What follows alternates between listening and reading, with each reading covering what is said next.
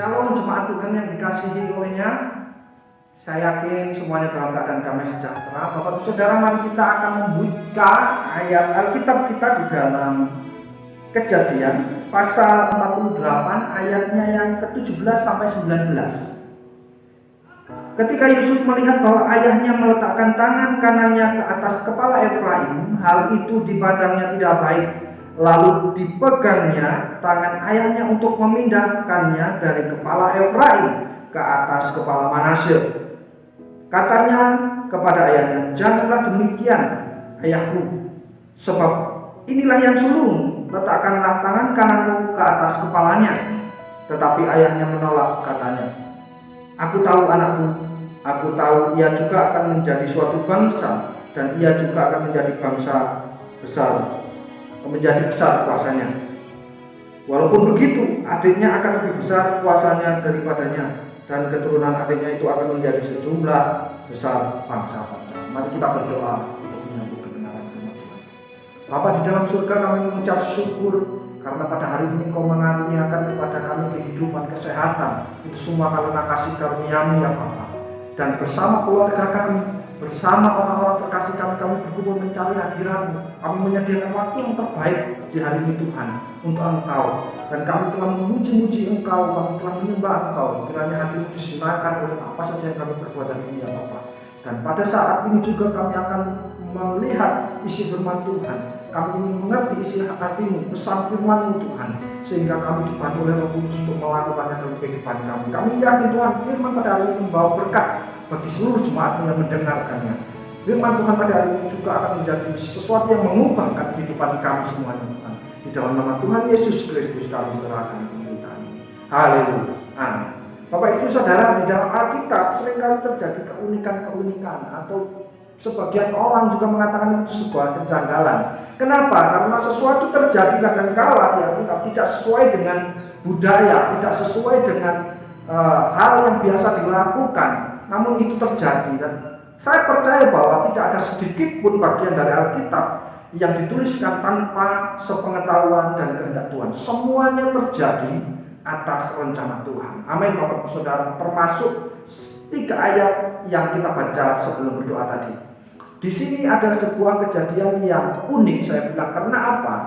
Di sini Yakub, atau nama lainnya Israel, dia melakukan sesuatu yang tidak wajar, sesuatu yang tidak biasanya dilakukan oleh nenek moyangnya.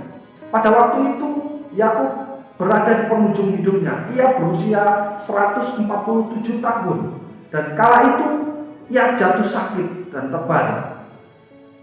Pada saat ia sakit, anak-anaknya membawa cucu-cucu Yakub untuk datang kepada Yakub atau kepada Israel itu agar mereka diberkati.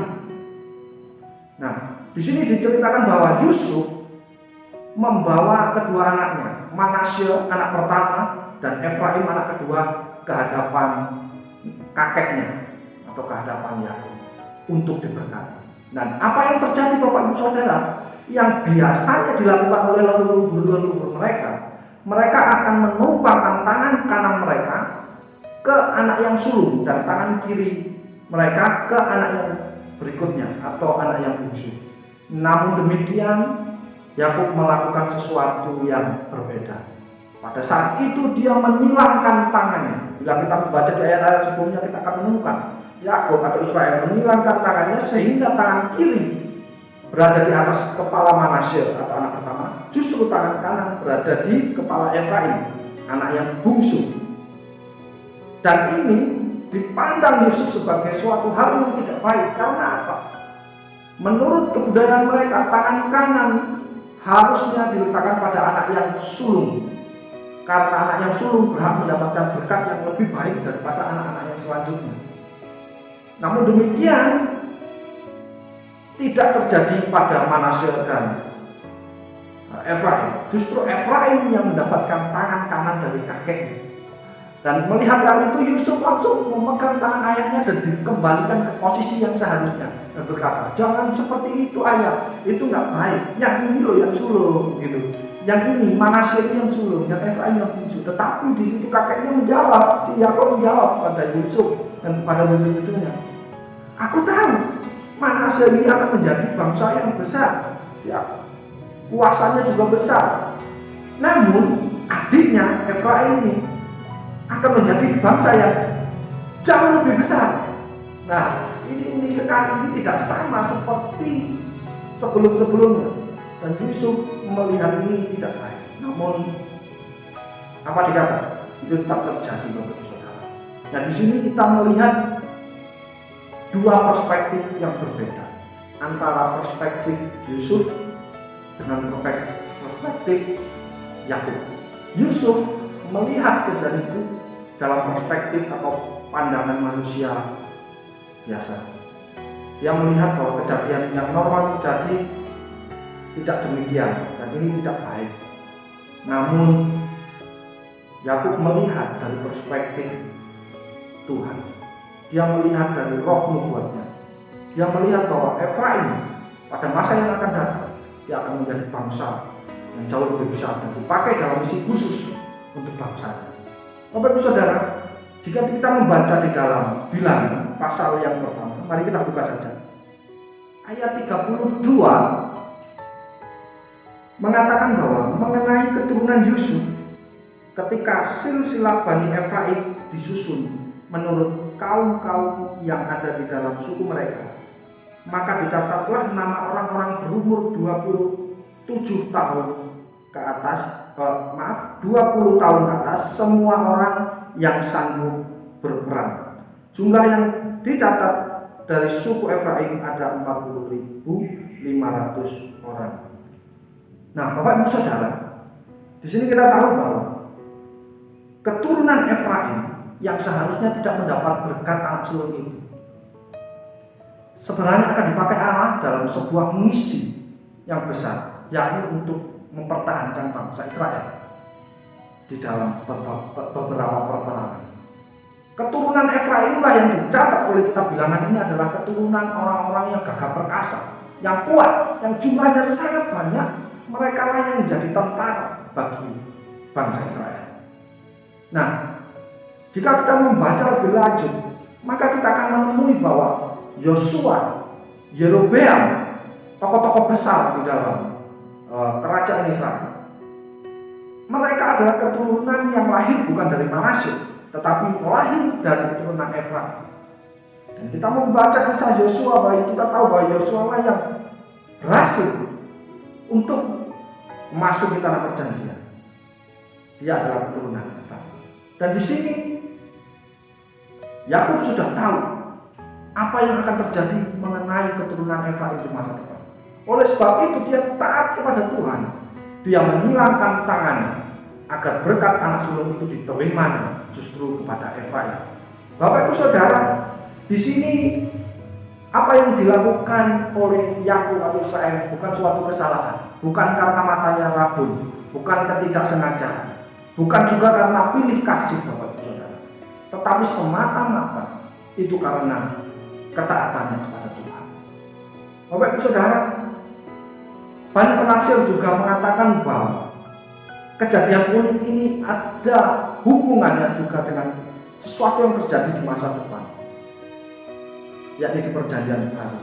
Bapak Ibu Saudara, hal ini menjadi simbol bagi kegagalan orang Yahudi untuk mempertahankan hak kesulungannya di hadapan Allah, sehingga berkat yang seharusnya mereka terima itu justru diberikannya kepada orang-orang non-Yahudi dan diberikannya kepada kita, orang-orang Kristen.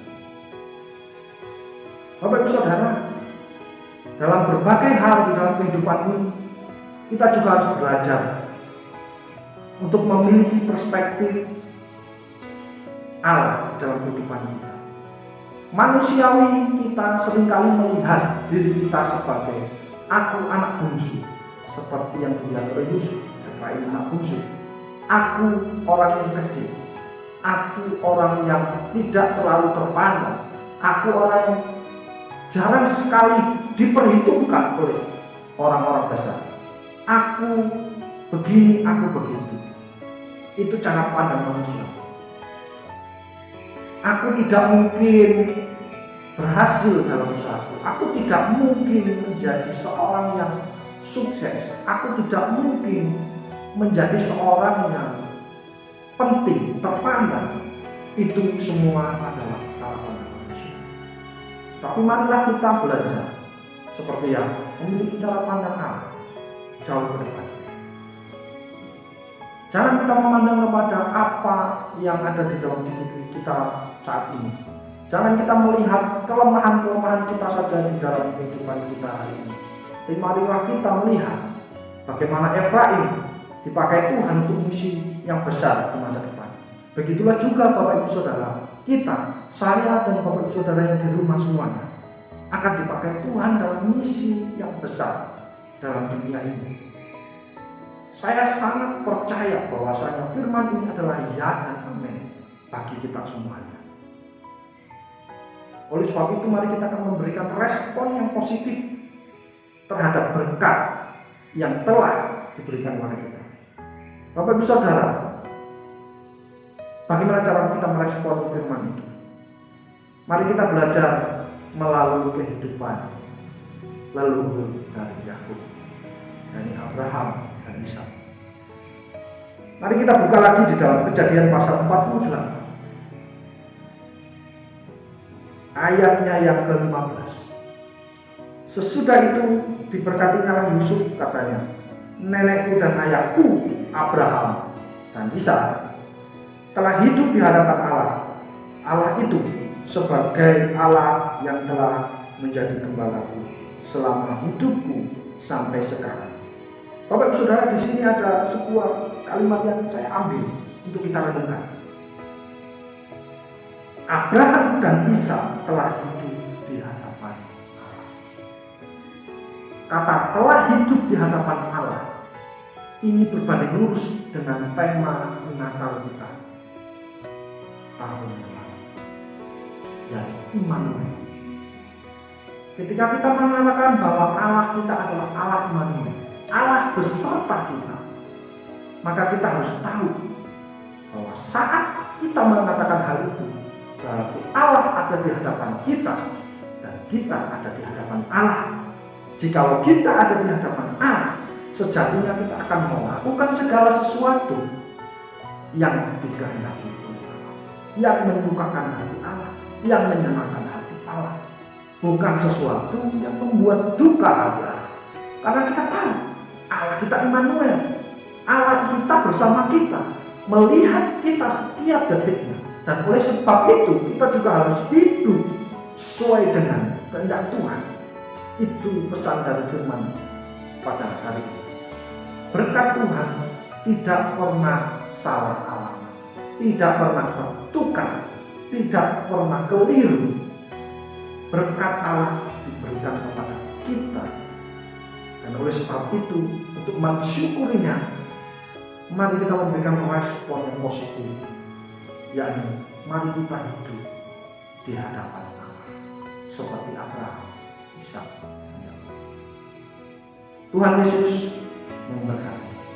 Mari kita berdoa mengakhiri ibadah kita pada hari ini. Mari kita bangkit bersama-sama di tempat Bapak Ibu Saudara. Saya ingin berdoa untuk kita semuanya. Bapa di dalam surga, kami mengucap syukur buat firman-Mu yang telah meneguhkan kami agar kami mensyukuri berkat yang Kau berikan kepada kami, dan agar kami meresponinya dengan positif dengan cara hidup di hadapan-Mu. Tuhan, kami lemah, kami manusia yang gampang jatuh, tetapi kami punya Engkau yang selalu menguatkan kami, mengingatkan kami. Roh Kudus-Mu telah yang mengampukan kami. Bapa di dalam surga, saat ini kami berdoa buat seluruh jemaat, khususnya jemaat GSCA Kasih Karunia Pari yang saat ini beribadah di rumah masing-masing. Kiranya Roh Kudus-Mu menguatkan mereka, Roh Kudus-Mu meneguhkan iman mereka di dalam setiap keadaan yang mereka hadapi saat ini, senang atau susah, sakit ataupun sehat, berkelebihan atau berkekurangan. Biarlah mereka terus berkomitmen hidup di hadapan Allah, hidup memegang kebenaran dan kekudusan.